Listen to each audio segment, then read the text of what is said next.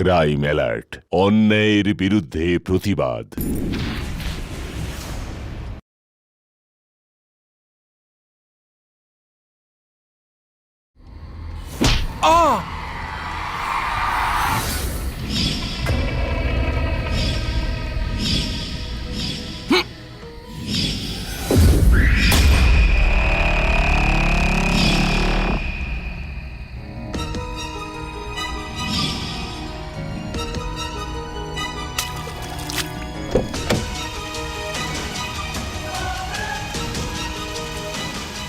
কাজ হয়ে গেছে, এবার আমাদের মাঝে আর কেউ আসবে না।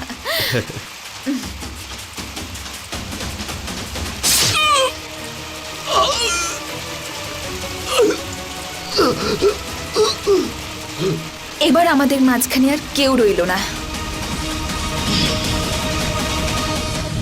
রাতের অন্ধকারে নির্জন জঙ্গলে একসঙ্গে তিনটে খুন, এরকম ঘটনা যে কাউকে চমকে দিতে পারে। কিন্তু রাতের অন্ধকারে হওয়া এই অপরাধের সবচেয়ে অবাক করার মতো ব্যাপার হলো, যে লোকটা দুটো মানুষকে খুন করে মৃতদেহগুলো মাটিতে পুঁতে দিয়েছিল, তাকেও কেউ খুন করে দিল। এই একে অপরকে হত্যাকারীরা কারা, আর এমন কি শত্রুতা ছিল এদের মধ্যে যে একজন দ্বিতীয় জনকে আর দ্বিতীয় জন তৃতীয় জনকে খুন করল?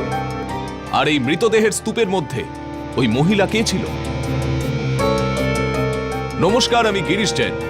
ক্রাইম অ্যালার্টের আজকের এই এপিসোডের এমন অনেক প্রশ্নকে নিজের ভেতরে লুকিয়ে রাখা এই গল্প হলো লখনৌ, উত্তরপ্রদেশের।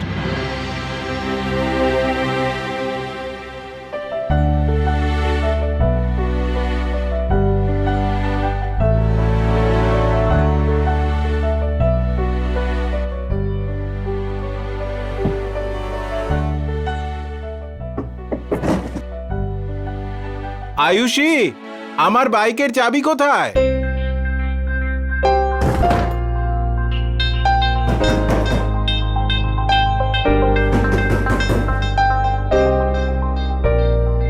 আরে, এখানেই তো রেখেছিলাম আমি।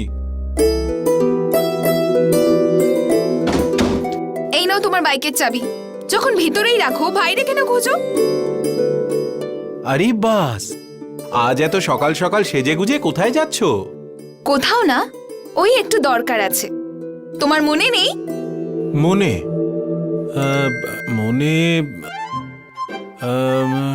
আমাদের সিনিয়র বস আজকে অফিসে আসবেন, ওনার সাথে একটা জরুরি মিটিং আছে।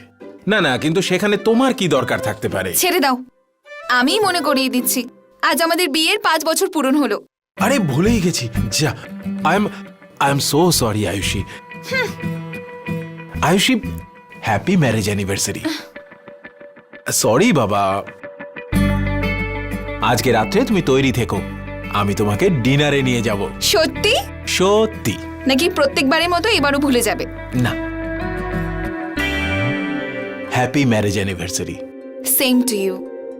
চলো, বাই বাই বাই।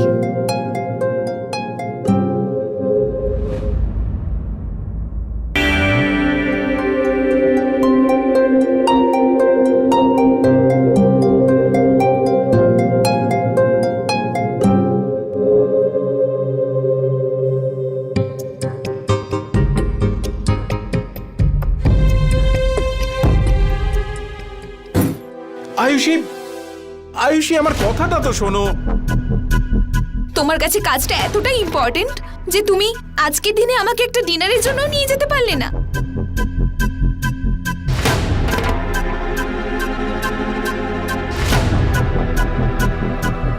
আয়ুষী, বেরোনোর সময়ই পেলাম না, আমায় বিশ্বাস করো।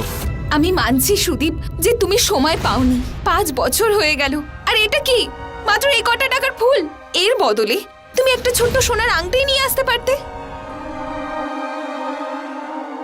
পরের মাসে নিয়ে আসবো। পরের মাসে ঠিক তোমাকে আমি একটা সোনার আংটি গিফট করব।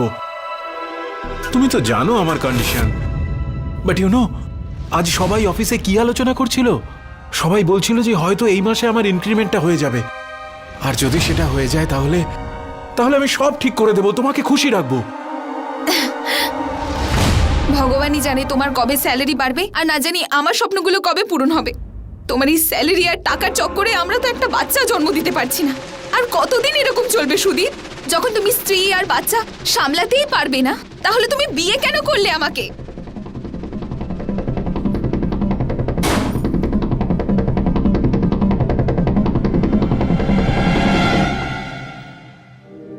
আয়ুষী, আয়ুষী, ওঠো না সোনা, ওঠো প্লিজ।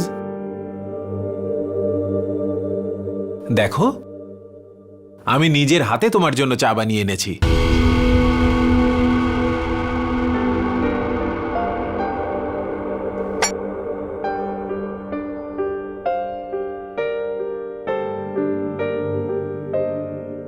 নাও, খেয়ে নাও।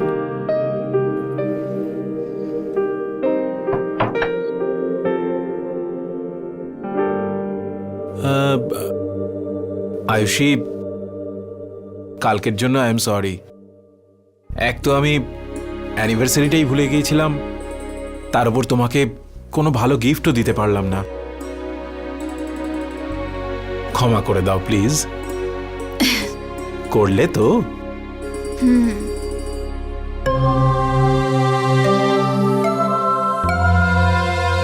সুদীপ, আমি ভাবছিলাম যে বাড়িতে পেন্টিং শেখানোর কাজটা শুরু করি। মানে ওই পেন্টিং ক্লাসেস, তাতে আমার মনটাও ভালো থাকবে আর দুটো পয়সা এক্সট্রাও আসবে। এটা তো খুব ভালো কথা। এতে তোমার পেন্টিং করার অভ্যেসটাও থাকবে আর তোমার সময়ও কেটে যাবে। হ্যাঁ, শুধু রেখা টেনে দিলেই একটা ছবি তৈরি হয় না, তাতে প্রাণ আবিষ্কার করতে হয়।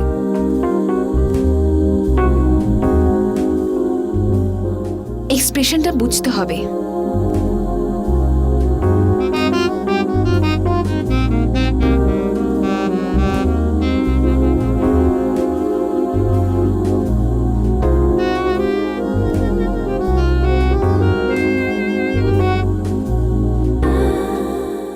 তুমি শুনছো তো? হ্যাঁ ম্যাম, ছবিতে প্রাণ থাকা চাই।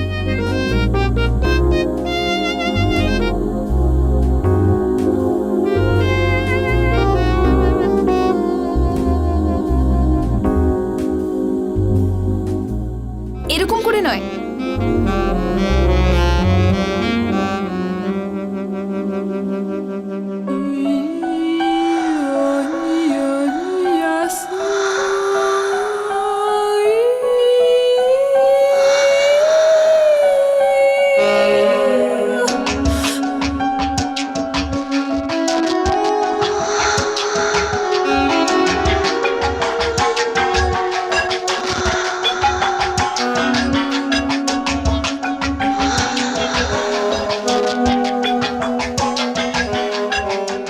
ওকে বয়েজ, আজকের মতো এটুকুই। কাল Sunday so no classes. Okay ma'am, thank you. Thank you ma'am. Welcome. আমি বেরোলাম আয়ুষী।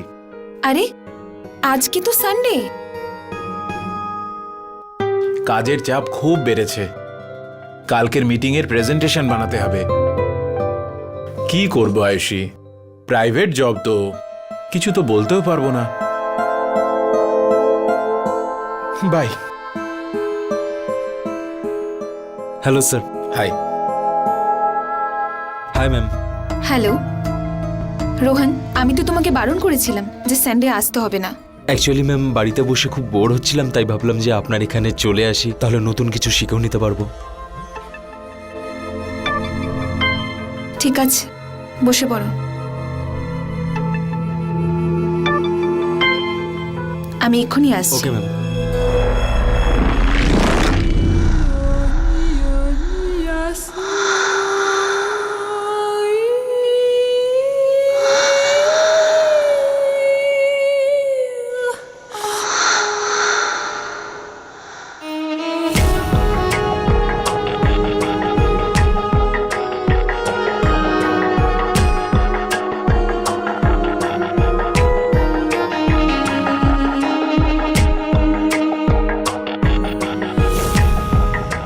তোমার মনটা কোন দিকে, আমার দিকে না পেন্টিং এ?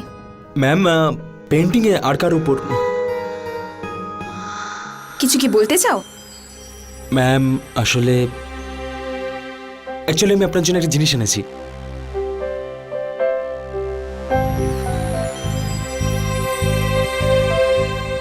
ম্যাম, এটা তো সোনার। এতগুলো টাকা তোমার কাছে কোত্থেকে এলো? ম্যাম আমার বাবা একজন বিজনেসম্যান। প্রতি মাসে উনি আমাকে পকেট মানি দেন। ভাবলাম আপনার জন্য স্পেশাল কিছু নিয়ে আসি। আমি আপনাকে পড়াতে পারি?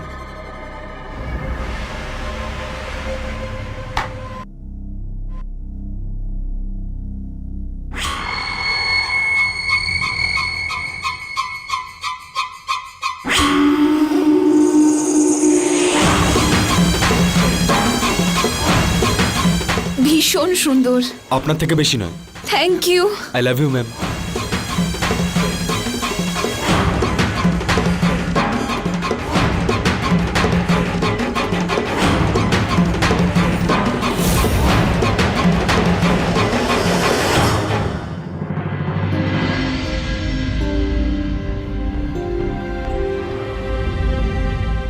আরে আসুন প্রকাশবাবু, নিজের বাড়ি মনে করুন।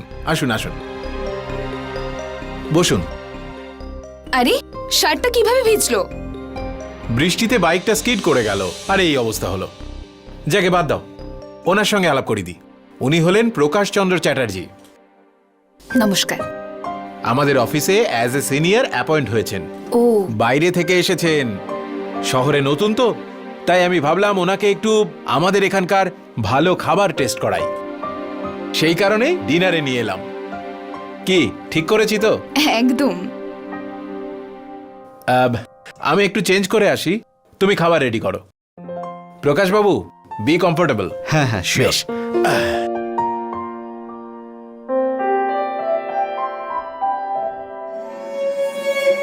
খুব সুন্দর। হ্যাঁ, বাড়িটা খুব সুন্দর। Thank you.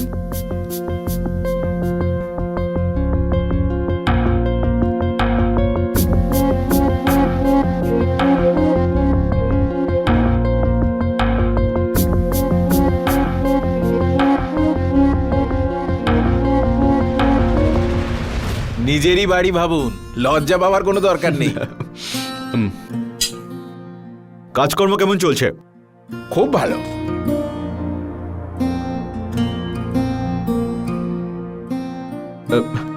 বৌদি, ঠান্ডা জল পাওয়া যাবে?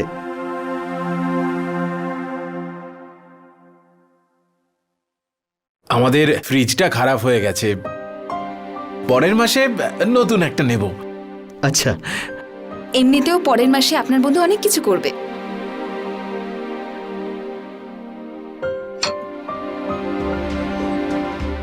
আয়ুষী, অন্তত অতিথির সামনে এইভাবে কথা বলো না। আরে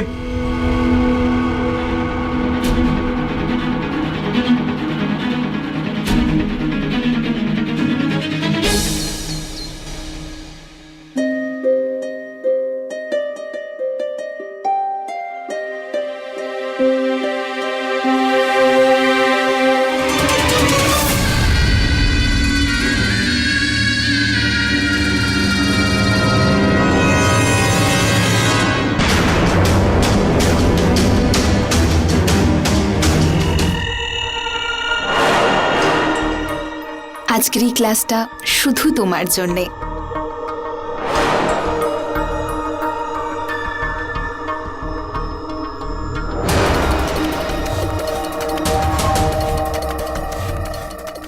আজ তুমি তোমার ম্যামের জন্য কোনো গিফট আনোনি? নিয়ে এসেছি তো ম্যাম, সত্যি? এক্ষুনি নিয়ে আসছি।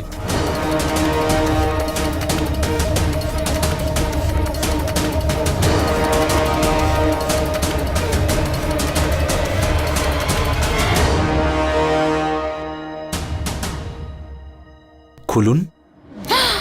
Wow, it's so beautiful. Thank you. পছন্দ হয়েছে? ভীষণ।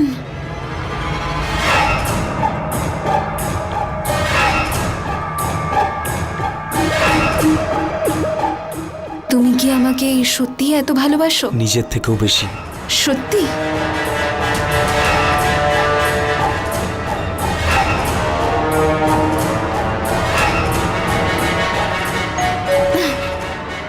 এখন আবার কে এলো? জানি না, আমি দেখছি।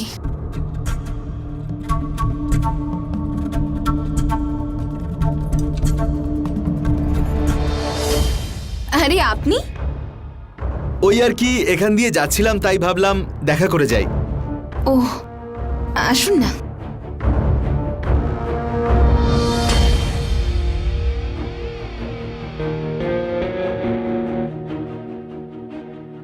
বসুন।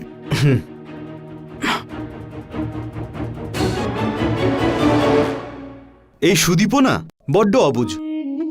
গতকাল সুদীপ আপনাকে ওইভাবে বলাতে আমার খুব খারাপ লেগেছে। তাও একটা ফ্রিজের জন্য এমনটা কেউ করে? এমনও নয় যে আপনি কোনো হীরের হার চেয়েছেন। যা গিয়ে, সুদীপকে বললে তো ও তো শুনবে না, তাই আপনাকে জিজ্ঞেস করতে এলাম। আমি কি আপনার জন্য একটা ফ্রিজ পাঠিয়ে দেবো?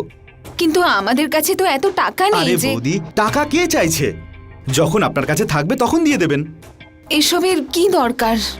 আরে বৌদি, টাকা কি ভালোবাসার থেকে বড় নাকি? হ্যাঁ, আর গতকাল আমি দেখছিলাম আপনার মোবাইলটা ভীষণই ওল্ড ফ্যাশনের, তাই আপনার জন্য একটা ছোট্ট গিফট।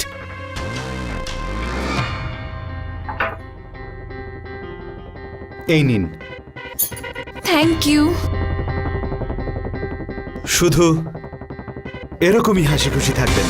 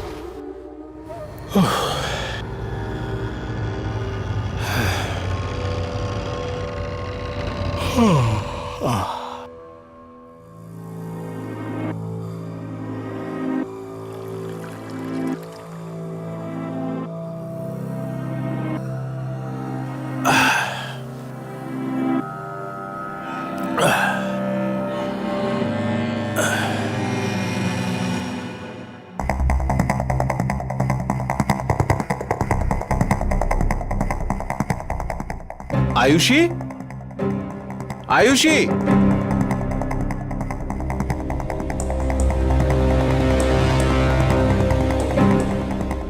আয়ুষী, ওই ফ্রিজ কোত্থেকে এলো? ফ্রিজ? ফ্রিজটা আমি এনেছি। তুমি? তোমার কাছে এত টাকা কোথা থেকে এলো? আর এরকম রোজ রোজ নতুন গয়না কোথা থেকে পাচ্ছ তুমি? কখনো দেখছি হাতে সোনার আংটি, আজ আবার কানের দুল। সুদীপ, আমিও রোজগার করি। তুমি তো নিজের রোজগারের টাকা দিয়ে কিছুই আনো না। যখন আমি টাকা দিয়ে কিছু নিয়ে আসছি তাতেও তোমার সমস্যা। যখন কিছু করার ক্ষমতা রাখবে তখন করো প্রশ্ন, ঠিক আছে?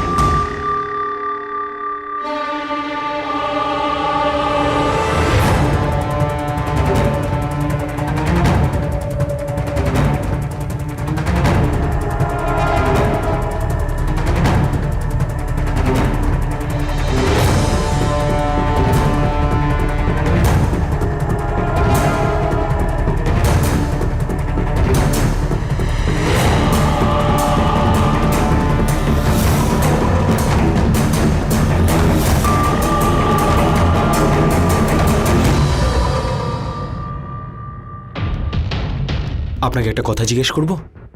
বলো। আপনি কি আমাকে ততটাই ভালোবাসেন যতটা আমি আপনাকে বাসি? তোমার কোনো সন্দেহ আছে? এরকম একদমই নয় ম্যাডাম।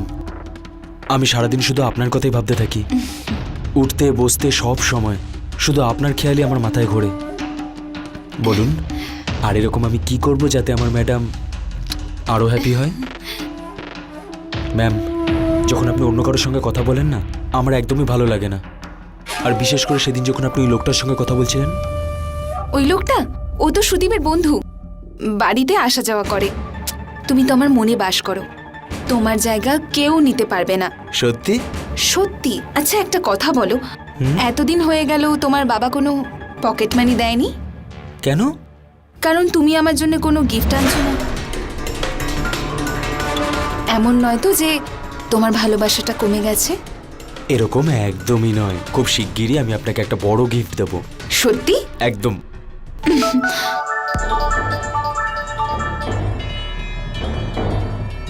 হ্যালো। হ্যালো আয়ুষী, আপনার সঙ্গে দেখা করতে ইচ্ছে করছে। যদি আপনি একবার পার্কে আসেন তাহলে আমার খুব ভালো লাগবে। ঠিক আছে, তাহলে আমি 10 মিনিটে আসছি। ওকে? ওকে।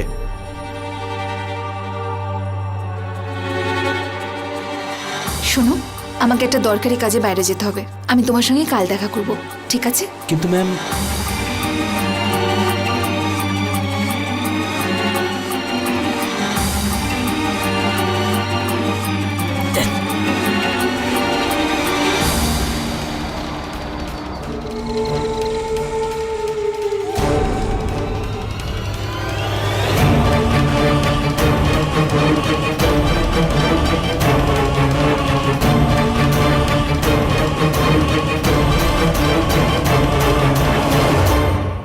একথা সত্যি যে যখন দুজন মানুষের মধ্যে একে অপরের প্রতি ভালোবাসা কমে যেতে থাকে, তখন তাদের সম্পর্কের ভিতও দুর্বল হয়ে পড়ে।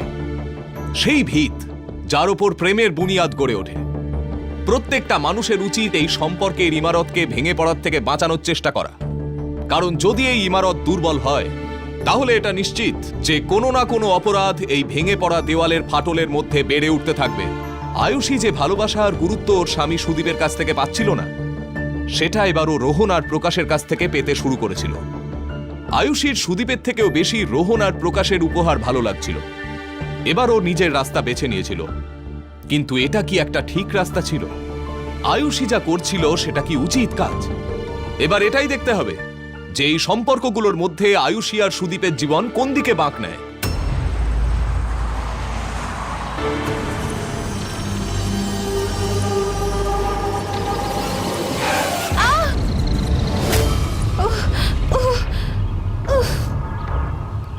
ও মাই গড, আর ইউ ওকে? আপনার লাগেনি তো? তুমি দেখে চালাতে পারো না? হ্যাঁ, যদি ওনার কিছু হয়ে যেত, কাল থেকে তুমি কাজে আসবে না, বুঝেছো? ছেড়ে দিন না, ভুল করে হয়ে গেছে। ভুল করে বা হবে কেন এটা? কিন্তু আপনি ঠিক আছেন তো? হ্যাঁ প্লিজ, আমি ছেড়ে দিচ্ছি, আসুন আসুন।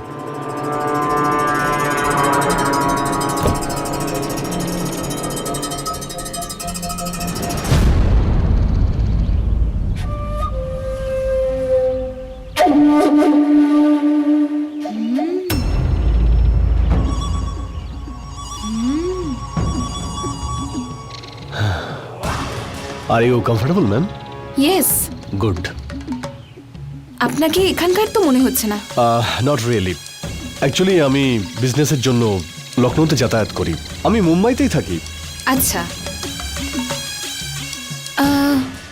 আমার বাড়ি এসে গেছে, আমাকে এখানেই নামিয়ে দিন। Oh really? এখানে? হ্যাঁ। গাড়ি থামাও please. Oh well, one second. হ্যাঁ, well, this is my visiting card. Thank you. দেখা হচ্ছে। ড্রাইভার চলো।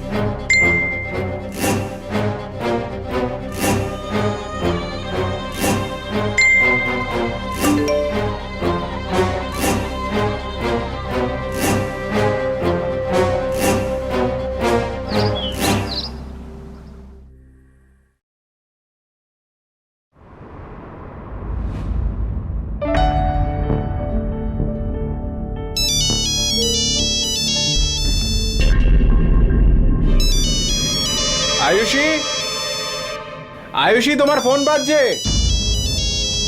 কোথায় গেলে তুমি?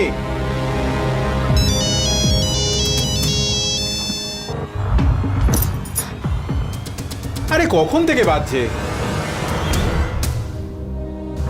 ওটা আমার একটা স্টুডেন্টের ফোন, ক্লাসের ব্যাপারে জানার জন্য হয়তো ফোন করেছে। ওকে, ঠিক আছে, আমি আসছি। বাই। বাই।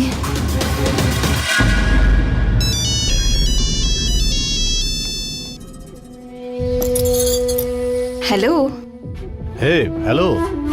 কি করছো? এই বেডরুমেই বসে আছি, কিছু মেল করছিলাম, হঠাৎ তোমার কথা মনে পড়ে গেল, তাই ভাবলাম কেমন আছো একবার জিজ্ঞেস করি। কেমন আছো? আমি তো বাড়িতে বোর হচ্ছি। ফ্যান্টাস্টিক। যদি বোর লাগে তাহলে একটা কাজ করো, এখানে চলে এসো, খুব জমিয়ে আড্ডা মারবো আমরা।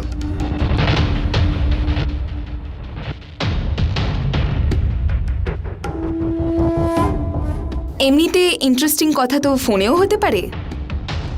হতে পারে, কিন্তু সব কথা নয়। ঠিক আছে, আসছি আমি। ফ্যান্টাস্টিক, আমি তোমার জন্য ওয়েট করছি, চলে এসো। বাই।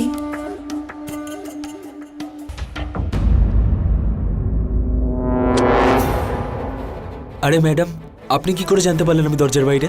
রোহন, আজ আমার ভীষণ তাড়া আছে, আমাকে যেতে হবে। আমি তোমার সঙ্গে কাল কথা বলছি, ঠিক আছে? কিন্তু ম্যাডাম, আমি আপনার কি তুমি বাচ্চাদের মতো ম্যাম ম্যাম করছো? আমাকে যেতে হবে, খুব তাড়া রয়েছে। ম্যাডাম আসলে ম্যাডাম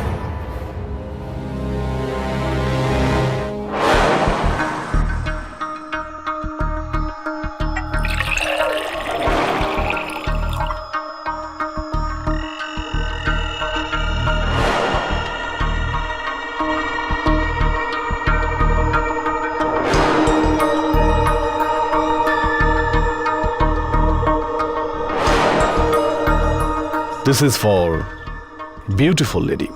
থ্যাংক ইউ। আচ্ছা, আপনার স্বামী কি করেন? ওর ব্যাপারে কিছু বলতে চাই না। কেন, কি ব্যাপার?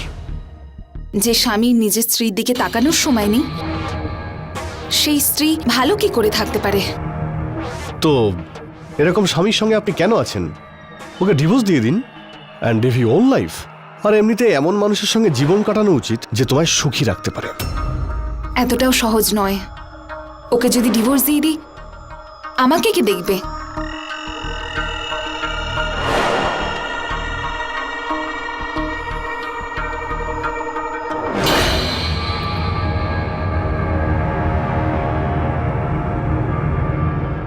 তুমি এরকম কেন ভাবছো? যে তোমাকে দেখার মতো কেউ নেই?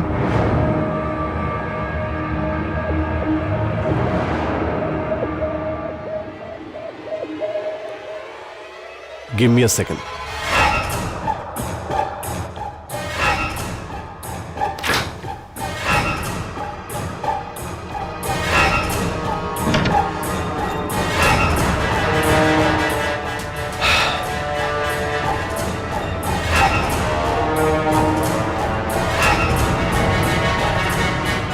এটা শুধু তোমার জন্য, শুধু এই কথাটা তোমাকে মনে করানোর জন্য যে কেউ আছে যে তোমায় আগলে রাখবে। I love you Ayushi.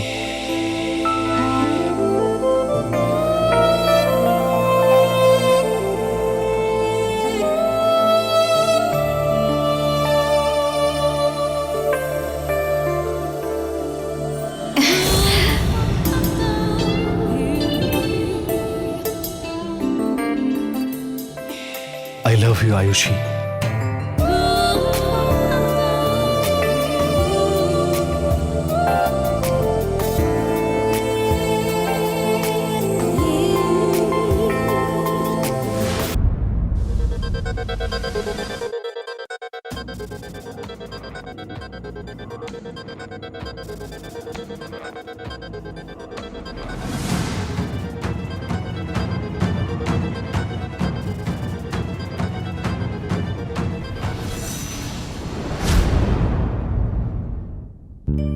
Ayushi, তুমি জানো যে কোম্পানিতে আমি জবের জন্য অ্যাপ্লাই করেছিলাম আজ ওরা আমাকে ইন্টারভিউতে ডেকেছে।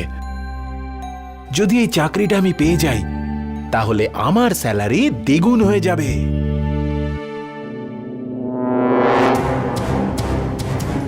আর সেই সঙ্গে বোনাসও পাবো। আর সব থেকে বড় কথা, স্যাটারডে সানডে ছুটিও পাবো। তুমি তো সবসময় অভিযোগ করতে যে আমি তোমাকে সময় দিতে পারি না। যদি এই চাকরিটা আমি পেয়ে যাই তাহলে আর কোনো সমস্যা থাকবে না। আমি তোমার সমস্ত অভিযোগ দূর করে দেব। Wish me luck. Bye. Bye.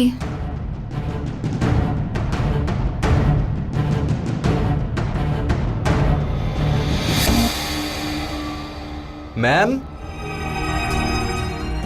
Ma'am, ma'am,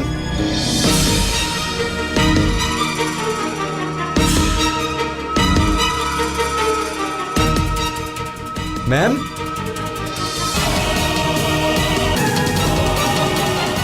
ma'am,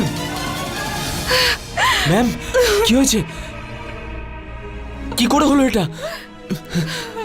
Sudip আজ আমাকে মেরে ফেলার চেষ্টা করেছে। কি? ও আপনার উপরে হাত তুলেছে? ছাড়বো না ওকে। আমাকে এখান থেকে নিয়ে চলো রোহন, আমি এখানে থাকতে চাই না, প্লিজ। টেনশন করবেন না ম্যাম, আমি আপনাকে এখান থেকে অনেক দূরে নিয়ে যাব। কিন্তু কিন্তু আমি যেখানে যাব ও তো আমার পিছু নিয়ে আমাকে ধরে ফেলতে পারে, আর ও তো আমাকে প্রাণে মেরে ফেলবে। ও আপনাকে মেরে ফেলার আগে আমি ওকে মেরে ফেলবো। আপনি টেনশন করবেন না ম্যাম।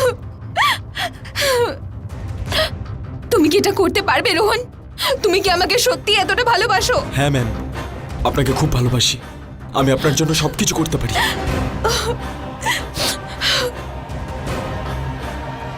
তাহলে তুমি একটা কাজ করো, তুমি কিছু একটা অজুহাতে সুদীপকে হাইওয়েতে নিয়ে এসো। নিয়ে আসতে পারবে?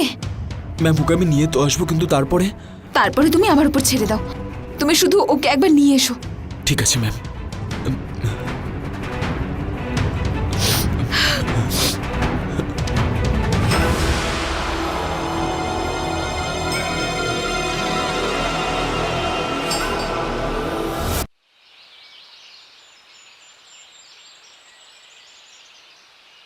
হ্যাঁ হ্যাঁ আয়ুষী, তোমাকে আমি খুব ভালোবাসি, কিন্তু কি হয়েছে সেটা তো আগে বলো। ছেড়ে দাও। বলো আয়ুষী, কি হয়েছে? আর এটা কি করে হলো? এই আঘাতটা তোমার বন্ধু আমায় দিয়েছে। এগুলো তো অনেক আগে থেকে করে আসছে, কিন্তু আঘাত এখন দেখতে পাচ্ছ। এত সাহস! এক্ষুনি গিয়ে দেখছি ওকে। হ্যাঁ হ্যাঁ, যাতে ও আবার আমাকে মারে। তোমাকে কি বলবো প্রকাশ, এমন কোন কারণ আছে যেটার জন্য তুমি ওকে মারবে? মানে পরিষ্কার করে বলো আয়ুষী, তুমি কি বলতে চাইছো? তোমার বন্ধু মানে আমার স্বামী, আজ অবধি তো ও শুধু আমার গায়ে হাত দিত, কিন্তু এখনো এতটা নিচে নেমে গেছে যে ও টাকার জন্যে আমাকে কোনো কোটিপতির সঙ্গে শুতে বলছে। যখন আমি না করলাম তখন ও আমাকে মারতে শুরু করে, আর তখনই আঘাত সেটারই প্রমাণ। এতটাই নীচ? এমন লোককে তো প্রাণে মেরে দেওয়া উচিত। আমি সেটাই চাইছি। তুমি কি আমাকে এই জীবন থেকে মুক্তি দেবে? আমি শুধু তোমার হয়ে থাকতে চাই, শুধু তোমার। ঠিক আছে, আমি তোমাকে সাহায্য করব। সত্যি? তাহলে একটা কাজ করি।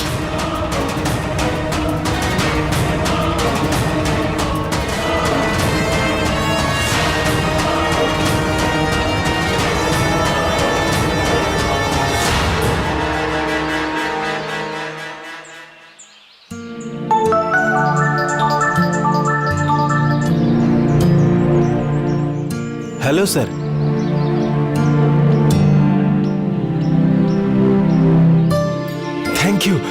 Thank you so much. Thank you.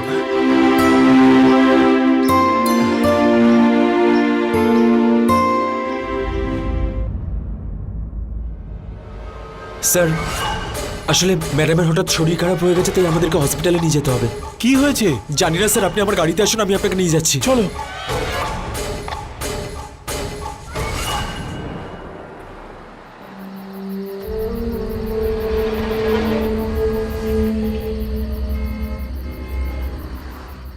কি হয়েছে স্যার? আপনার শরীর খারাপ মনে হচ্ছে? আপনি ঠিক আছেন তো? এই নিন।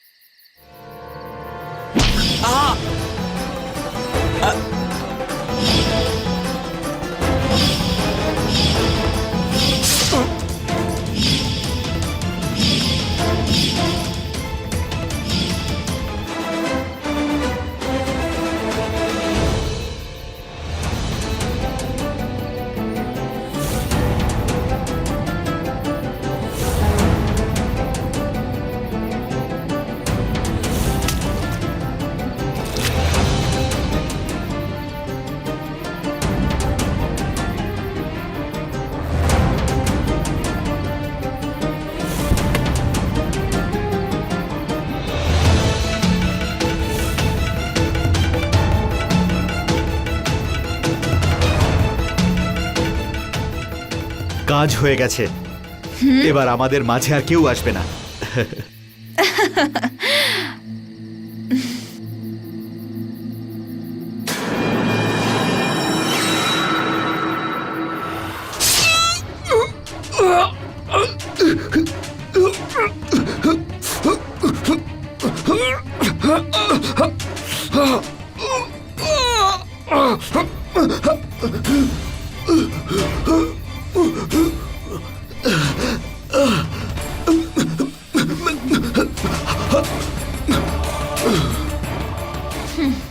এবার আমাদের মধ্যে আর কেউ আসবে না।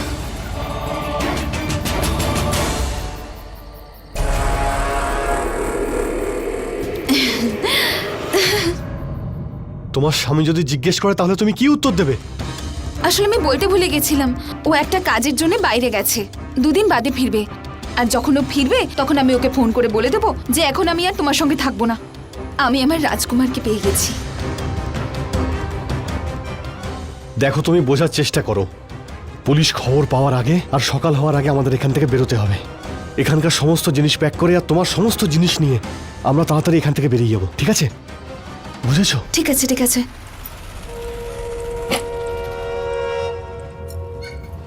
তাড়াতাড়ি করো।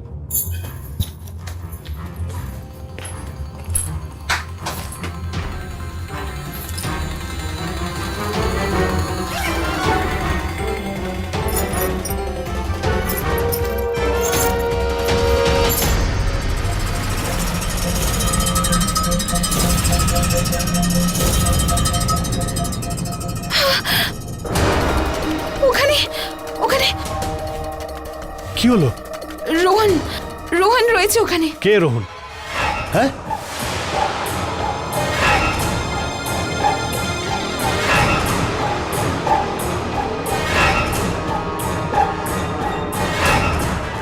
এ আবার কে? তুমি তুমি তুমি বেঁচে আছো কি করে? বেঁচে আছে মানে? একে কে মেরেছিল? ওকে তো প্রকাশ নিজের হাতে মেরেছে। একদম ঠিক, রোহনকে প্রকাশই মেরেছে। আর প্রকাশকে কে মেরেছে? এইরকম মানুষকে তো প্রাণে মেরে ফেলাই উচিত, ইন্সপেক্টর।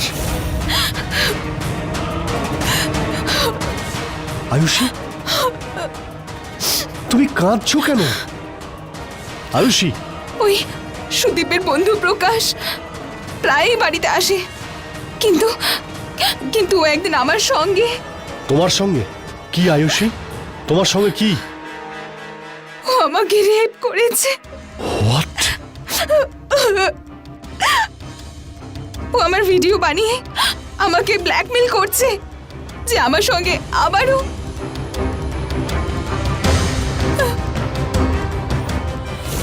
এই নোংরামিটাও অনেক দিন ধরেই করছিল। তো এনি বলাতে আপনি প্রকাশকে একেবারে প্রাণে মেরে দিলেন। আপনি জানেন প্রকাশ কাকে খুন করেছিল? প্রকাশ এনার স্বামী সুদীপ আর রোহনকে প্রাণে মেরেছে। ভাগ্য ভালো রোহন বেঁচে গেছে।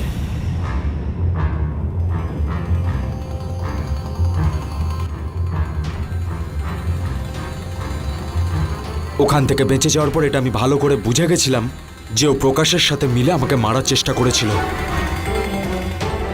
আর তুই আমাকে ইউজ করেছিস তোর স্বামীকে মারার জন্যে। তারপর রোহন আমাদের কাছে আসে। যখন ও আমাদের সব গল্পটা খুলে বলে তখন আমরা ওই জায়গায় গিয়ে সার্চ করেছি। আমরা ওখান থেকে আপনার স্বামী সুদীপ আর প্রকাশের লাশ খুঁজে পেয়েছি।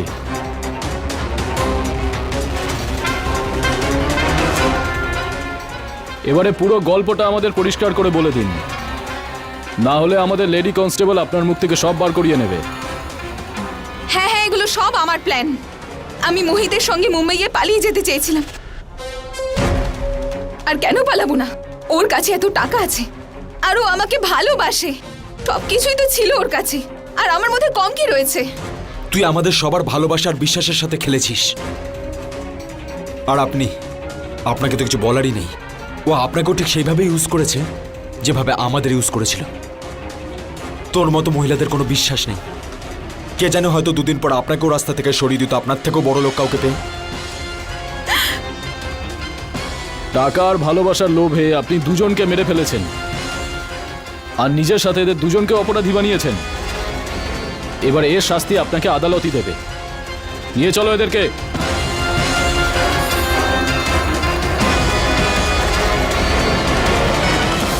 পেশেন্স অর্থাৎ ধৈর্য। দেখতে গেলে এটা কেবলমাত্র একটা শব্দ, কিন্তু এটার মানে বুঝতে গেলে কখনো কখনো সমগ্র জীবনটাও কম পড়ে যায়। নিজের স্বামীর কম রোজগারে আয়ুষীর অসন্তোষ ছিল। ও সেসব নিয়ে কিছুতেই সন্তুষ্ট ছিল না যা ওর কাছে ছিল। ওর এখন সেসব দরকার ছিল যা ওর স্বামী ওকে দিতে পারছিল না। এদিকে সুদীপ নিজের কাজে এমন ব্যস্ত থাকতো যে ওর স্ত্রীকেও সেটা দিতে পারছিল না যেটা দেওয়া উচিত ছিল, স্বামীর ভালোবাসা। টাকা পয়সার অভাব আর স্বামীর থেকে ভালোবাসা না পেয়ে আয়ুষী অসন্তোষের এক এমন সাগরে গিয়ে পড়েছিল যেখান থেকে বেরিয়ে আসা আয়ুষীর পক্ষে অসম্ভব ছিল। আয়ুষী নিজের স্বামীকে যদি একটুও ভরসা করত তাহলে আজকে দুটো মানুষের প্রাণ যেত না। যদিও নিজের লোভ সংবরণ করতে পারত তাহলে আজকে ওর স্বামী বেঁচে থাকত। স্বার্থপরতা আর লোভের কারণে আয়ুষী অপরাধের রাস্তা বেছে নিয়েছিল, আর রোহন আর মোহিত নিজেদের বাসনা চরিতার্থ করতে ওকে সঙ্গ দিল আর নিজেদের জীবনটা নষ্ট করল। এখন ওরা জেলের ভেতরে নিজেদের অপরাধের শাস্তি ভোগ করছে। বন্ধুরা, আমাদের এটা বুঝতে হবে যে লোভ, অসন্তোষ আর অতি উচ্চাকাঙ্ক্ষা থেকে কখনো কারুর ভালো হয়নি, তাই এর থেকে বাঁচুন। এর সঙ্গেই আমি গিরিশ জৈন এই এপিসোডে আপনাদের থেকে বিদায় নিচ্ছি। আবার দেখা হবে এরকমই একটা সত্যি ঘটনা নিয়ে। ততক্ষণ be alert, be safe. Crime alert, অন্যায়ের বিরুদ্ধে সোচ্চার। এখনো সময় আছে, নিজের অপরাধ স্বীকার করে নাও। আমাকে কঠোর হতে বাধ্য করো না। আপনি যা খুশি করুন, আমি মিথ্যে কথা বলছি না। আমি সত্যিই কোনো খুন করিনি। আবার মিথ্যে কথা বলছো তুমি? না ম্যাডাম, ও মিথ্যে কথা বলছে না। আমার স্ত্রী ঠিক কথাই বলেছেন ম্যাডাম। খুন ও করেনি, খুন আমি করেছি। গ্রেপ্তার করো ওকে। না ম্যাডাম, মিথ্যে আমি নয়, মিথ্যে ও বলছে। আসলে ওই খুনটা আমিই করেছি। ও শুধু আমাকে বাঁচানোর জন্য এসব বলছে, অন্য কিছু নয়। আরে কেন মিথ্যে কথা বলছো মঞ্জুরি? দেখুন ম্যাডাম, আমাকে বাঁচানোর জন্য মিথ্যে কথা বলছে। খুন আমি করেছি, আমাকে গ্রেফতার করুন। না দাঁড়ান ম্যাডাম,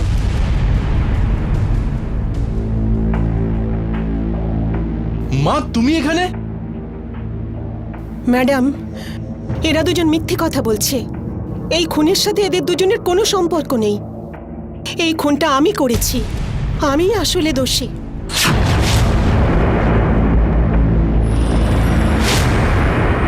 এইটা কি করে সম্ভব? একটা অপরাধীর তিন অপরাধী, আর তিনজনই খুনের অপরাধ নিজের ঘাড়ে নিতে চাইছিল। এমনকি একে অপরকে বাঁচানোর জন্য তিনজনেই একে অপরকে মিথ্যুক প্রমাণ করার চেষ্টা করছিল। এমন কি ঘটনা ঘটেছিল?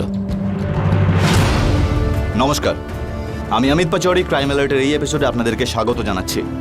আসুন, নিয়ে যাব আপনাদেরকে আমার সাথে মধ্যপ্রদেশের জেলা মেহেরে ঘটা এমন এক ঘটনার সঙ্গে আলাপ করাতে, যা না শুধু অবাক করবে, বরং আপনার মাথা আর মন কাজ করার অবস্থাতেই থাকবে না। চলুন, এই ঘটনার গোড়া অবধি পৌঁছানোর আগে এই ঘটনার সঙ্গে জড়িত কিছু ঘটনার উপর নজর দেওয়া যাক।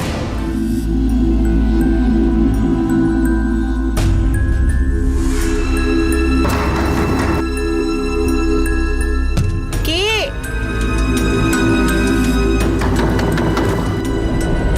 আসছি।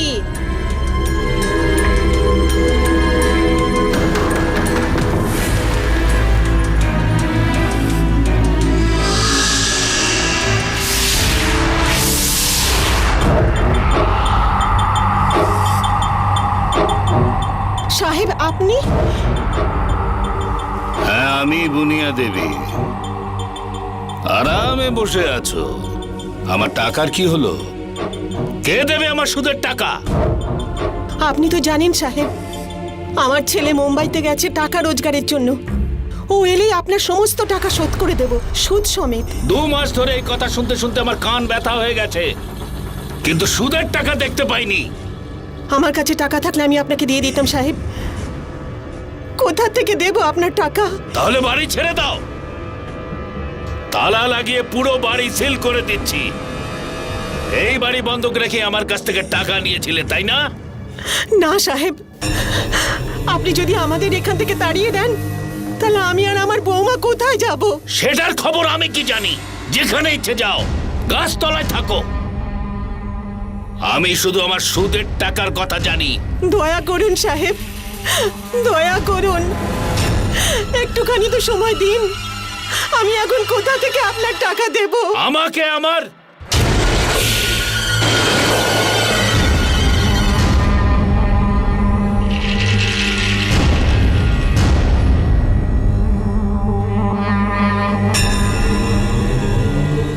দিতে চাইলে দিতে পারো।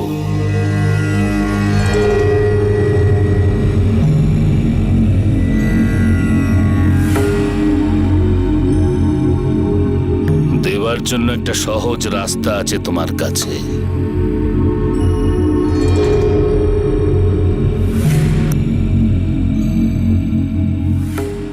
চলো।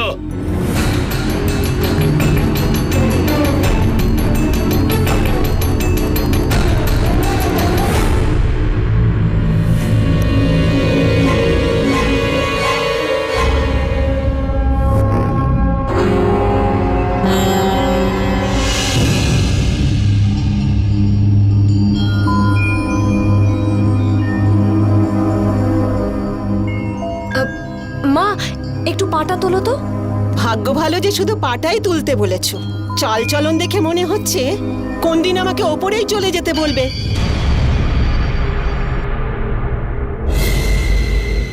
একটা টাকাও তোমার বাবা দেয়নি, বিনা পণে বিয়ে দিয়েছে।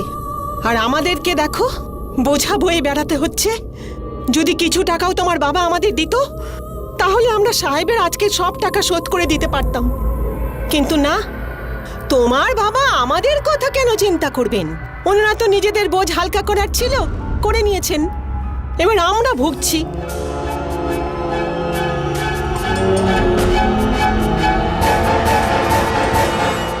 দেখো মহারানীকে, সব কিছুই বুঝতে পারে, কিন্তু কোনো উত্তরই দেয় না। আরে বলার মতো কিছু থাকলে তবে তো বলবে।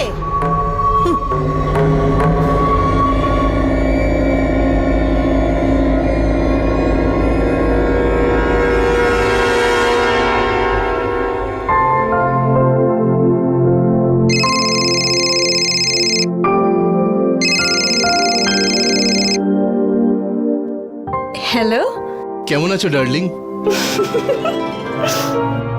আরে ডার্লিং শুনে কারোর এত হাসি পাচ্ছে, তাই না? আরে ডার্লিংই তো হও তুমি আমার। তাই নাকি? একটা কথা বলবে, মুম্বাইতে তো অনেক সুন্দর সুন্দর মেয়েরা ঘুরে বেড়ায়, তাই না? কাকে কাকে ডার্লিং বলেছো তুমি? আরে ডার্লিং, তোমার থেকে বেশি সুন্দরী কেউ আছে নাকি এখানে? হ্যাঁ? মিথ্যে। কেন মিথ্যে? একদম সত্যি বলছি। আরে আমি কেন তোমাকে মিথ্যে বলবো? হ্যাঁ? আরে তোমার থেকে বেশি যদি সুন্দরী মেয়ে দেখতে পেতাম তাহলে তো তাহলে কি করতে? আরে ডার্লিং, তাহলে তার ফটো তুলে তোমাকে পাঠিয়ে দিতাম। হ্যাঁ? আর কি? আচ্ছা তুমি কি ভাবছিলে? আমি যা ভাবছিলাম সেটা একদম ঠিক ভেবেছি। আরে কি? এটাই যে তুমি না খুব দুষ্টু। আচ্ছা, তুমি কবে ফিরে আসছো? কেন, আমার কথা মনে পড়ছে নাকি? আরে আমি তাড়াতাড়ি চলে আসবো। আর শোনো, একটা কথা বলো তো, বাড়িতে সবাই কেমন আছে? কে দেবে আমার সুদের টাকা? আমার কাছে টাকা থাকলে আমি আপনাকে দিয়ে দিতাম সাহেব। তাহলে বাড়ি ছেড়ে দাও, তালা লাগিয়ে পুরো বাড়ি সিল করে দিচ্ছি। বাড়িতে বাড়িতে সব ঠিক আছে। তুমি তুমি একদম চিন্তা করো না। তুমি তোমার খেয়াল রাখো, আমাদেরকে নিয়ে একদম চিন্তা করো না। আমার ছেলে আমার সঙ্গে কথা বলতে না দিয়ে আর ওর সঙ্গে গুজু গুজু করছে। কিরে শ্যাম, কবে আসবি তুই? আরে মা, চলে আসবো। কোনো দরকারি কথা ছিল নাকি? হ্যাঁ, ওই বদমাস কামেশ্বর খুব জ্বালাতন করছে। 2 মাস সুদ পায়নি বলে ও পাগল হয়ে গেছে। টাকার জন্য ও আমাদের খুব জ্বালাতন করছে। তুই না আসতে পারিস বাবা, কিন্তু কিছু টাকা তো পাঠিয়ে দিবি। আরে মা, কোত্থেকে পাবো টাকা? হ্যাঁ? আরে টাকা কি গাছে ফলে নাকি যে পারবো আর নিয়ে আসবো? ও বাড়ি নিলাম করার জন্য আমাদের হুমকি দিয়ে গেছে। আরে মা, তুমি চিন্তা করো না, সব ফালতু হুমকি, বুঝেছো? আরে কামেশ্বর আমাদেরই গ্রামের লোক, ও এরকম কেন করবে? তুমি চিন্তা করো না। আর শোনো, এরপরে এলে না ওকে বলবে যে আমি ফিরে এসে ওর সঙ্গে কথা বলবো। দেখ বাবা, পরে আমরা ঝামেলায় না পড়ে যাই। আরে মা, তুমি চিন্তা করো না মা, তুমি শুধু নিজের খেয়াল রাখো, আর কিচ্ছু হবে না। ঠিক আছে, চলো।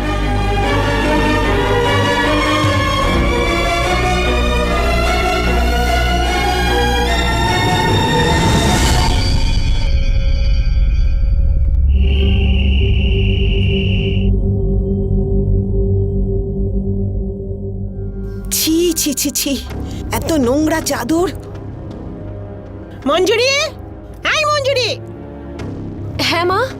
এসব কি? আমার বিছানার উপরে এত ময়লা চাদর কেন পেতেছো? ওই সারাদিন কি করো মহারানী?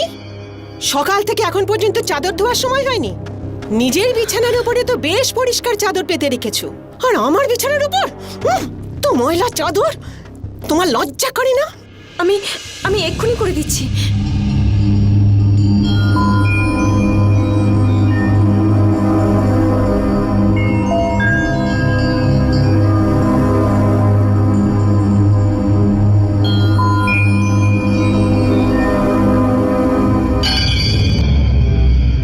এই তো হয়ে গেছে। হ্যাঁ হ্যাঁ, ঠিক আছে। কাল সকালে এই চাদর ভালো করে পরিষ্কার করে রাখবে, বুঝেছ? যাও এখান থেকে।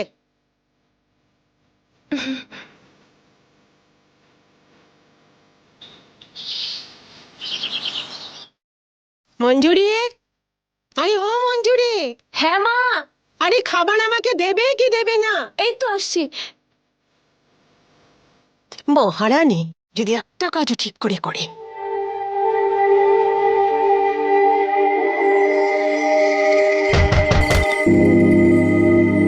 আরে কে আবার এলো এই ভর দুপুর বেলায়? ঠিক করে খাবারও খেতে দেবে না। আরে আসছি, দাঁড়াও।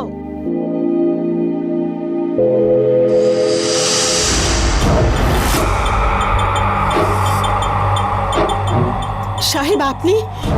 সুদের টাকা নিতে এসেছি। টাকা বার করো এক্ষুনি। কি বলছেন সাহেব আপনি? কালকেই তো আপনি কিছুদিনের জন্য সময় দিয়েছিলেন। কবে তোমাকে আমি সময় দিয়েছিলাম? হ্যাঁ, এই বয়সে মিথ্যে বলতে লজ্জা করছে না?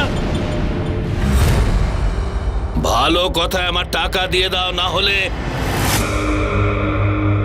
না সাহেব, এত জোর খাটাবেন না আমাদের ওপরে। আমাদের কিছুদিনের জন্য সময় দিন। আমার ছেলে মুম্বাই থেকে চলে এলে আপনার সব টাকা শোধ করে দেব। আরে অনেকদিন ধরে তোমার এই নাটক আমি শুনছি। চুপচাপ আমার টাকা দিয়ে দাও, না হলে কোথা থেকে দেব সাহেব? আমরা খুব কষ্টে আছি, আমরা কি করে টাকা শোধ করব? আরে এটা তো তোমার ধার নেবার আগে ভাবা উচিত ছিল। ছেলের বিয়ে এত ধুমধাম করে দেবার কি দরকার ছিল? একটু ছোট করে করলে তো ধার নেবার কোনো দরকার হতো না। ধার যখন নিয়েছো তখন তো শোধ করতেই হবে। আমাদের কিছু সময় দিন সাহেব, সব টাকা আপনার শোধ করে দেব। আর সময় নেই, সব সময় শেষ। বাড়ি খালি করে দাও।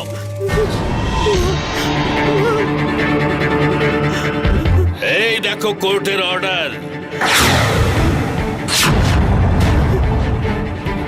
তালা লাগিয়ে সিল করে দেব, আর 2 দিন পর নিলাম হয়ে যাবে। দয়া করুন সাহেব, দয়া করুন।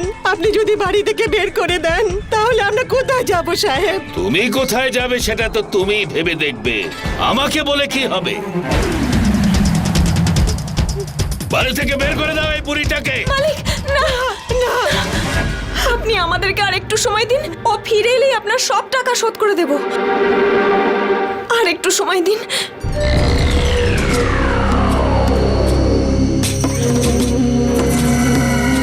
আরে তুমি এখানে কেন বসে পড়লে?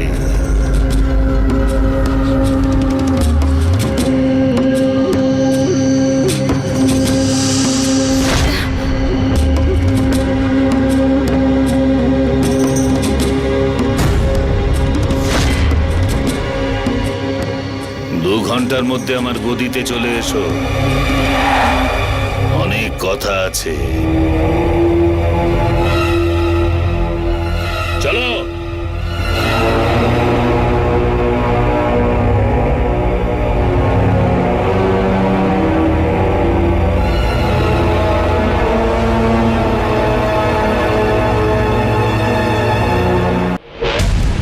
বুনিয়া, এটা হলো তোমার বাড়ির দলিল। তোমার বাড়িটা তোমার ছেলে শ্যামের নামে আছে, তাই না? আর এটা হলো তোমার বাড়ির বন্ধক রাখবার কাগজ। তোমার ছেলে শ্যামের সই করা আছে, আর টিপ ছাপও রয়েছে, দেখে নাও।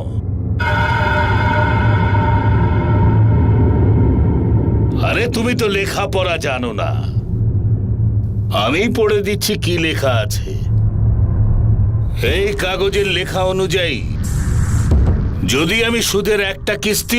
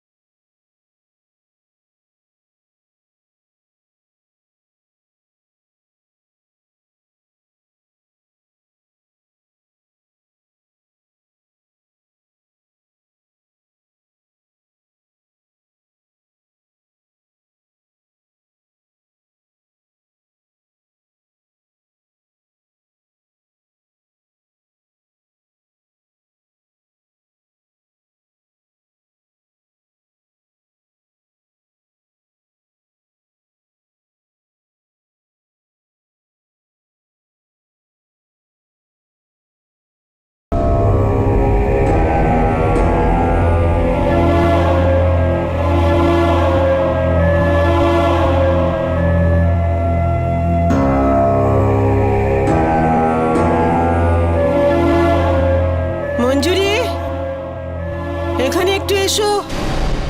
হ্যাঁ মা, বলো। শ্যামকে একটু ফোন করে আমাকে দাও। ফোন ওকে, কিন্তু সব সময় তো ওই ফোন করে। কালকেও ওই করেছিল। ও যখন ফোন করবে তোমার সাথে কথা বলিয়ে দেব। বেশি কথা বলো না, তোমাকে বলেছি না ফোন করতে, তো ফোনটাই করো। কি হয়েছে মা? তোমাকে খুব চিন্তিত দেখাচ্ছে। আমি ফোন করছি।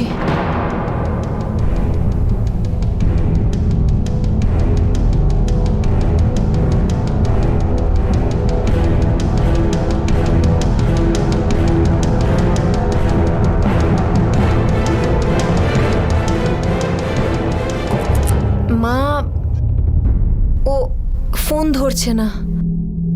ঠিক আছে ঠিক আছে, ছেড়ে দাও। ও মনে হয় কাজে ব্যস্ত আছে। যাও, তুমি নিজের কাজ করো।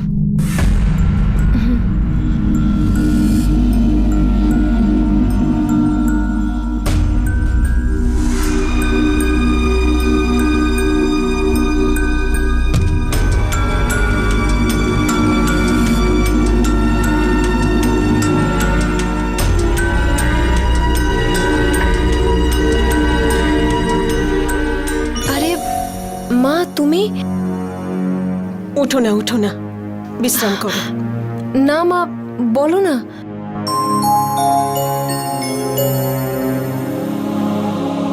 আরে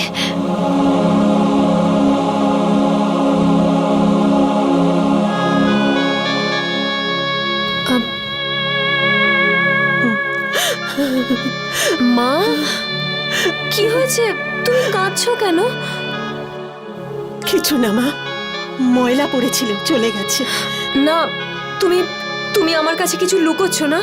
বলো কি হয়েছে মা? কিচ্ছু না, আমি বললাম না, এখন ময়লা চলে গেছে।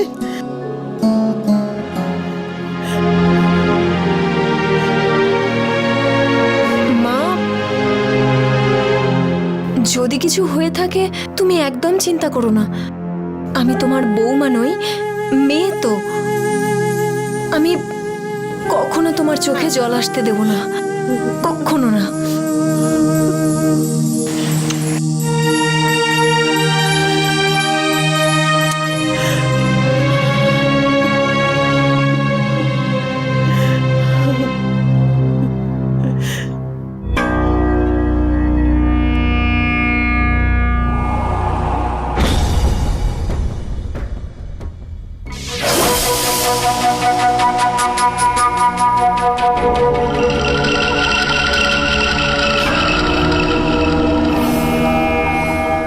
কি ভাবলে বুনিয়া? সাহেব, তাড়াতাড়ি ভাবো, দেরি না হয়ে যায়। ভাবো।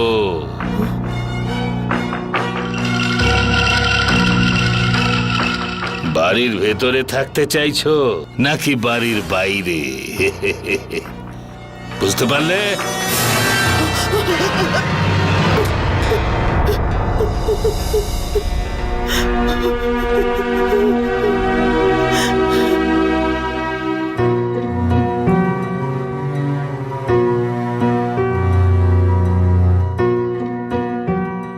সন্ধ্যাবেলা ভালো করে সেজে গুজে নিস।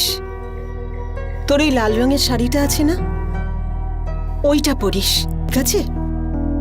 কেন গো মা, কেউ আসছে নাকি? না, এমনিই বলছিলাম। আচ্ছা, বুঝতে পেরেছি। ও আসছে না?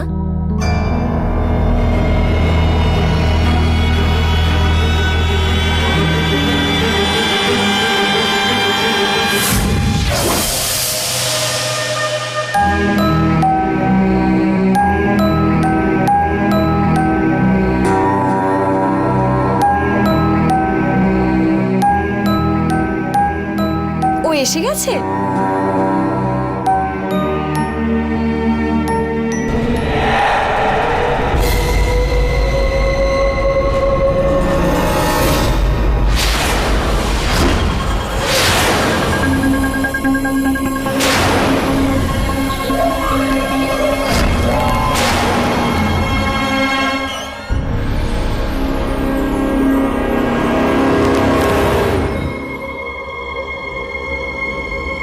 এখন কি বউয়ের ফুলসজ্জা দেখবার জন্য এখানে দাঁড়িয়ে আছো? যাও, আরে যাও না।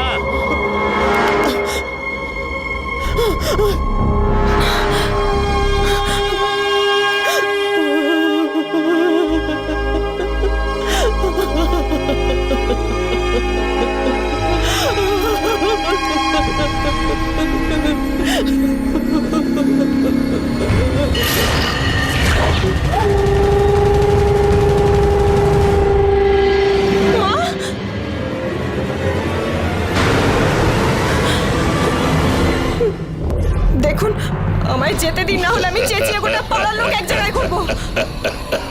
আচ্ছা, চেঁচাও,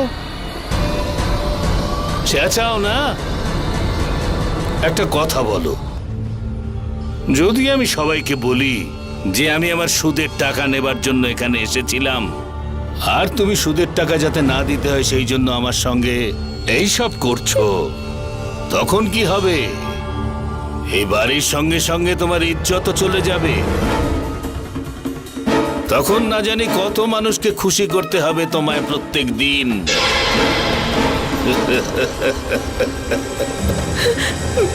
দেখুন মালিক, আমি বিবাহিত, আপনার মেয়ের বয়সী আমি।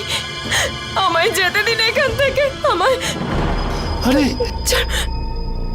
তুমি কাঁদছো কেন?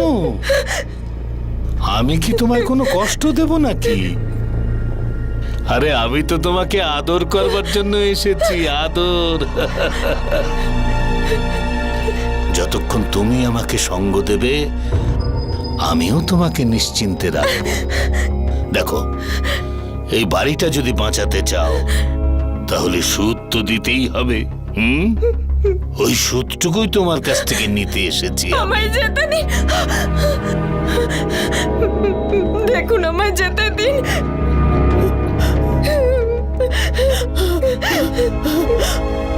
হে ভগবান, এ কি শাস্তি দিলে! আমার বৌমাকে না বাঁচিয়ে আমি নিজেই অপরাধী হয়ে গেলাম।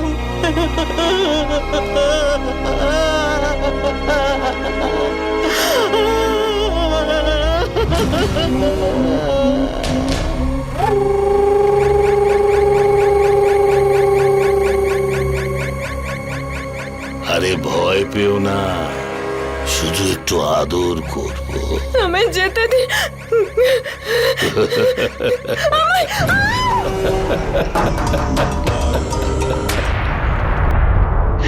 ছেলের বিয়ের টাকা শোধ করার জন্যে আমি আমার বৌমার সম্মান নষ্ট করলাম। হে ভগবান, এই দিন দেখার থেকে আমাকে কেন মেরে ফেললে না?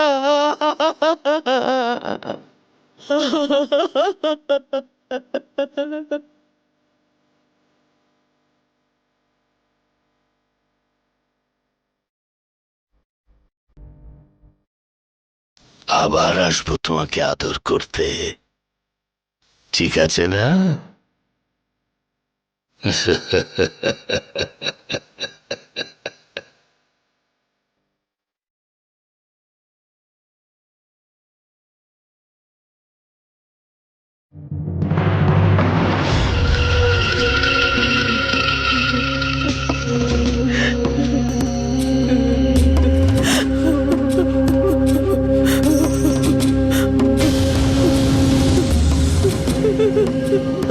খুব নেশা ধরিয়ে দিয়েছে তোমার বৌমা, মনে হচ্ছে অনেক খুঁজে ওকে নিয়ে এসেছো।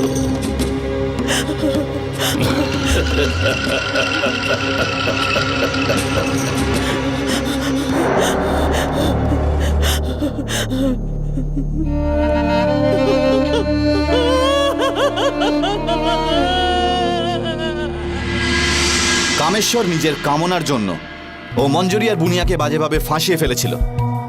ওর যখন ইচ্ছে হতো ও মঞ্জুরির কাছে যেত আর বেচারি মঞ্জুরিকে শারীরিকভাবে শোষণ করত। মঞ্জুরি চাইলেও নিজের মুখ খুলতে পারত না, কিন্তু ওর মন এবং মাথায় এর খুব বাজে প্রভাব পড়তে শুরু করে দিয়েছিল।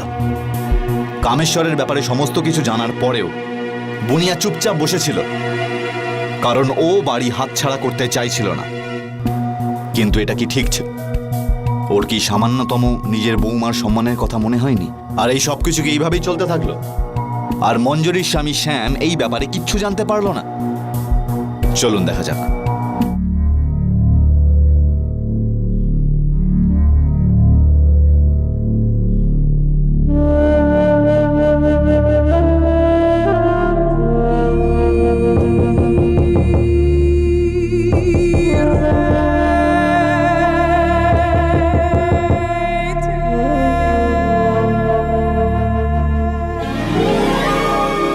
আরে শ্যাম, কেমন আছো মা? ভালো আছি।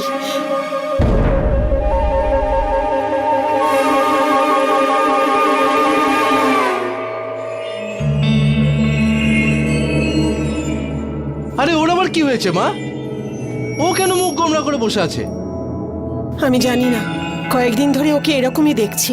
গুনিনকে দেখিয়েছি, বলল খারাপ হাওয়া, সব ঠিক হয়ে যাবে। তুই বস, আমি জল নিয়ে আসছি।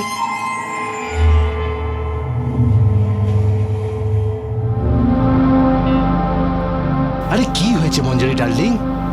হ্যাঁ, আরে তুমি এত উদাস হয়ে আছো কেন?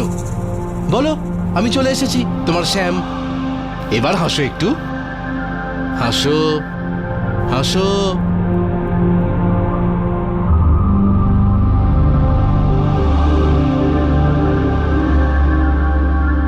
মঞ্জরি বলবে কি?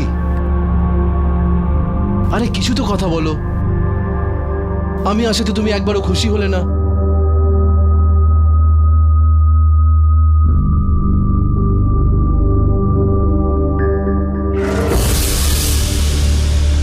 কি দরকার ছিল ওকে ডাকবার? সাহেব, ও আমার ছেলে হয়, বাড়ি ওর, আমি ওকে কি করে মানা করি? কতদিনের জন্য এসেছে? এতদিন পর এসেছে, কম করে 1 সপ্তাহ তো থাকবেই। 1 সপ্তাহ? এতদিন এখানে থেকে কি করবে? মুম্বাইয়ে ওর কাছে কোনো কাজ নেই নাকি? দেখো বুনিয়া, যদি এইভাবেই চলতে থাকে তাহলে তোমার পক্ষে বাড়ি বাঁচানো মুশকিল হয়ে যাবে। যদি তুমি তোমার বাড়ি বাঁচাতে চাও তাহলে ছেলেকে যত তাড়াতাড়ি পারো এখান থেকে পাঠাও, বুঝতে পারলে? ঠিক আছে সাহেব, যাও।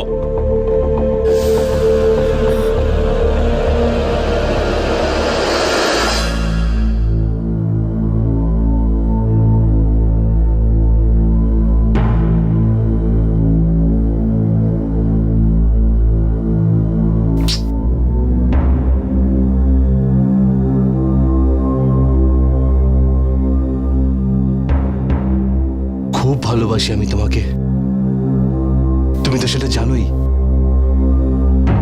এই অবস্থায় আমি অন্তত তোমাকে দেখতে পারবো না। এর থেকে ভালো হতো যে আমি মরেই যেতাম। সত্যি করে বলো না ডার্লিং, যে কি হয়েছে?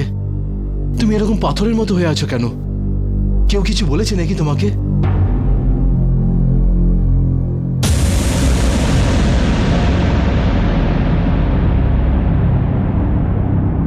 আমার তো মনে হচ্ছে যে আমাদের দুজনের ভালোবাসা শেষ হয়ে গেছে। আগে যখন আসতাম আমি, তুমি আমার সঙ্গে কত কথাই না বলতে। এখন হঠাৎ করে কি হলো তোমার? হ্যাঁ, তুমি যদি আমাকে না বলো তাহলে কাকে বলবে? মঞ্জরি, তোমাকে আমার দিব্যি, বলো কি হয়েছে?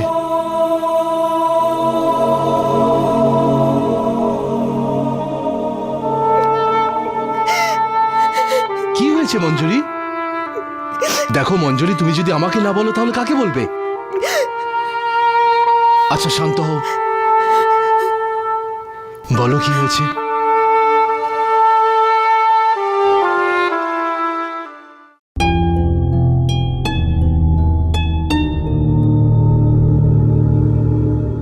আচ্ছা মা, আমি এখন আসছি।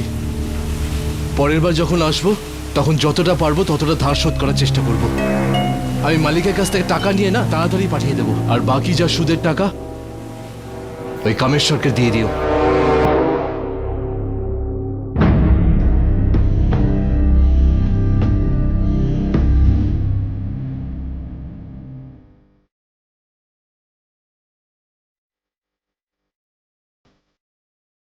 আর মা, সম্ভব হলে মঞ্জরির খেয়াল রেখো।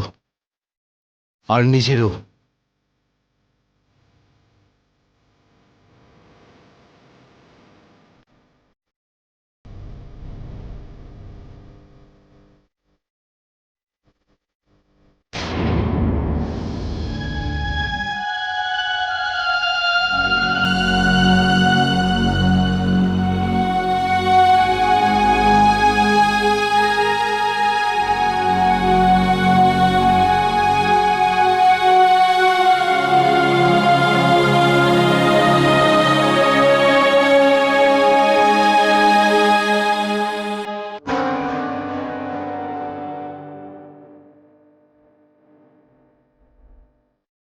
দুটো সপ্তাহ কত কষ্ট করে কাটিয়েছি তুমি জানো?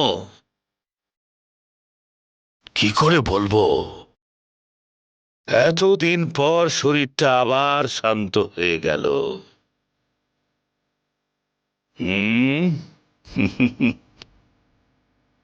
আবার আসবো। ঠিক আছে।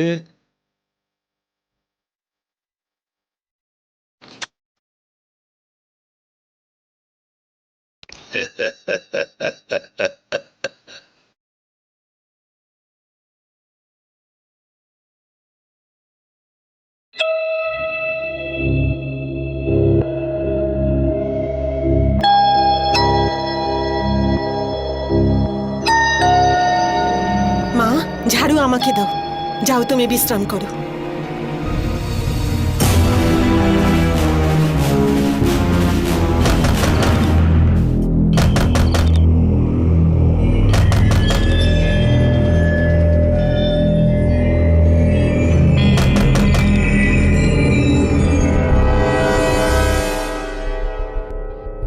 আপনার বৌমা মঞ্জুরি কোথায়?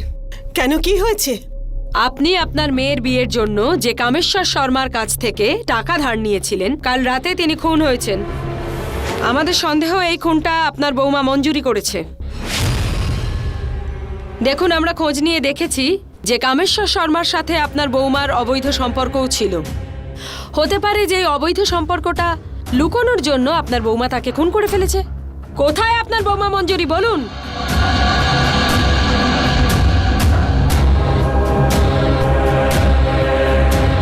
তুমি কি মঞ্জুরি?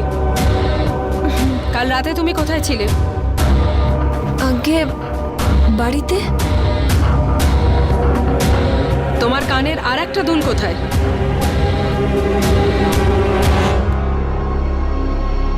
চিন্তা করার দরকার নেই, ওটা হারায়নি, এখানে আমার কাছেই আছে। এই দেখো।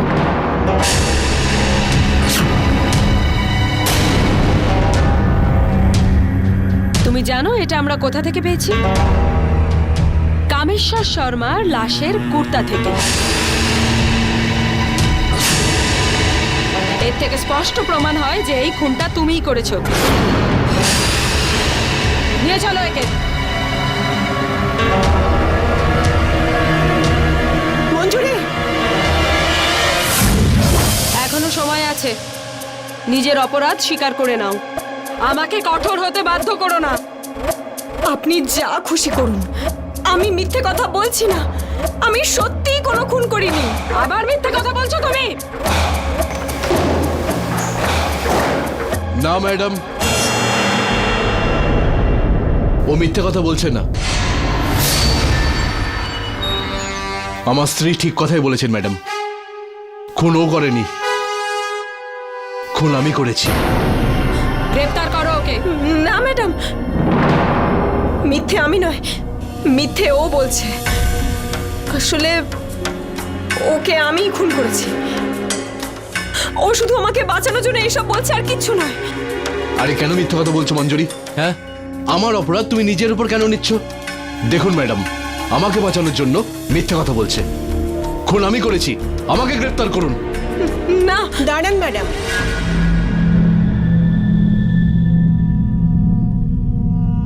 মা, তুমি এখানে? ম্যাডাম, এরা দুজন মিথ্যে কথা বলছে। এই খুনের সাথে এদের দুজনের কোনো সম্পর্ক নেই। এই খুনটা আমি করেছি। আরে মা, তুমি কেন মিথ্যে কথা বলছো? তুমি আর মঞ্জুরি সমানে মিথ্যে কথা বলে যাচ্ছ। হ্যাঁ, দেখুন ম্যাডাম, ওই বদমাস কামেশ্বরের খুন না আমিই করেছিলাম, কারণ ও সুদের চক্করে এসে আমার স্ত্রীর মান সম্মান নিয়ে খেলা করছিল। না ম্যাডাম, ও মিথ্যে কথা বলছে। ওই শয়তানটাকে আমি খুন করেছি। ও ও আমার মান সম্মান নিয়ে খেলা করছিল। আমি আর সহ্য করতে না পেরে আমি ওকে মেরে ফেলেছি। এসব কি আর কি শুরু করেছো তোমরা তিনজন? হ্যাঁ, ঠিক আছে, আমি তোমাদের কথা মেনে নিচ্ছি, কিন্তু একটা কথা বলো তো, কামেশ্বর কোথায় খুন হয়েছে? বাড়িতে। আর কোথায় মারবো? রাতে কেউ বাজারে তো আর যাবে না। আরে মঞ্জুরি, তুমি আবার মিথ্যে কথা বলছো। ওর খুন ঘরের মধ্যে হয়নি, ওর খুন রাস্তায় হয়েছিল ম্যাডাম। আসলে কি হয়েছিল বলো তো মা? যখন আমাদের বাড়ি থেকে ও নিজের বাড়ি যাচ্ছিল তখন রাস্তাতে ওকে ধরেছিলাম। করার কি ছিল? একটু কথা কাটাকাটি হলো, তারপর হাতাহাতি হলো, আর মেরে দিলাম ওকে। মিথ্যে কথা। কামেশ্বরের খুন না বাড়িতে হয়েছে আর না রাস্তায় হয়েছে। ও খুন হয়েছে নিজের গদিতেই। কি ম্যাডাম, আমি ঠিক বলছি তো? আমরা কামেশ্বরের লাশ ওর গদি থেকেই পেয়েছি। সকালবেলা যখন ওর চাকর গদির দরজা খোলে তখন সেখানে কামেশ্বরের লাশ দেখে আর তক্ষুনি পুলিশকে ফোন করে দেয়, আর আমরা সেখানে পৌঁছে যাই। আমি বলছি ম্যাডাম, আমি কামেশ্বরকে কেন আর কিভাবে মেরেছি। নিজের বাড়ি বাঁচাবার জন্যে আমার বৌমাকে ওর হাতে তুলে দিয়েছিলাম। আমার মন কিছুতেই সায় দিচ্ছিল না। বাড়ির দলিল পেয়ে গেলে সব ঠিক হয়ে যেত। তাই যখন ওই শয়তানটা আমার বাড়ির বৌমার কাছে এসেছিল,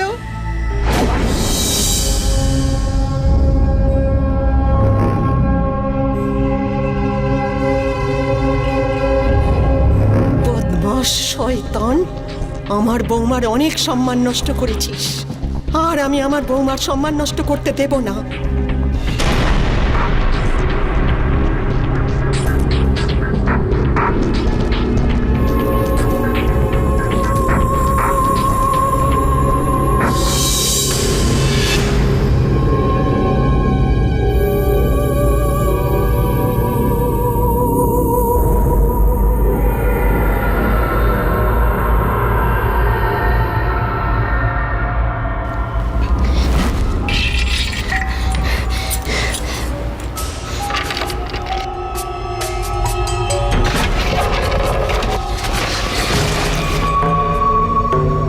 আমাদের দলিল কোনটা?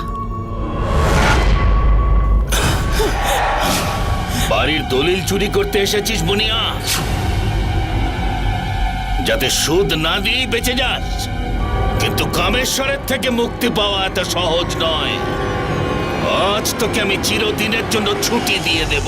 আজ তোকে আমি কিছুতেই বাঁচতে দেব না। আমাকে ছেড়ে দাও, আমাকে ছেড়ে দাও, ছেড়ে দাও।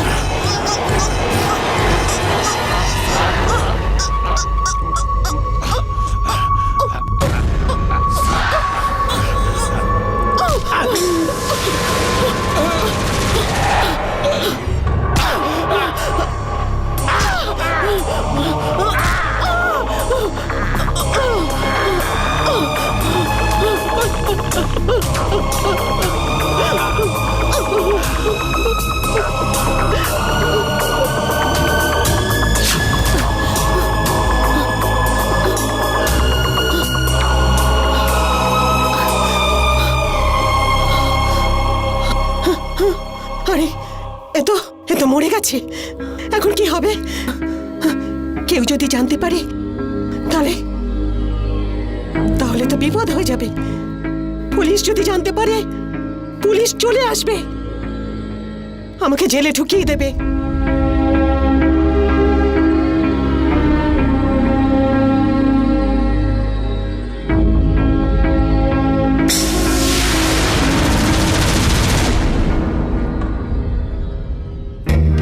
ম্যাডাম, ওই বদমাশকে খুন করার জন্য আমার কোনো আফসোস নেই।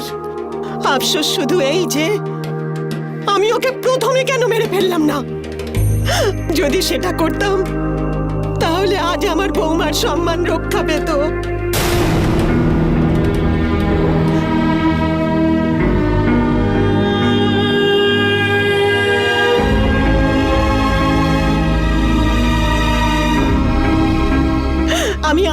থেকেও বেশি তোমার কাছে অপরাধী মা। যদি পারো আমাকে ক্ষমা করে দিও।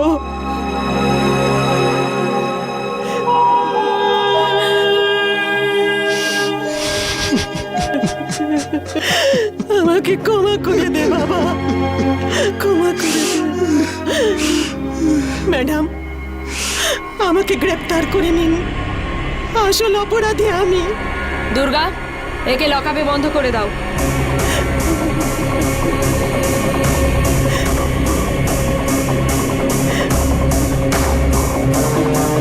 মা,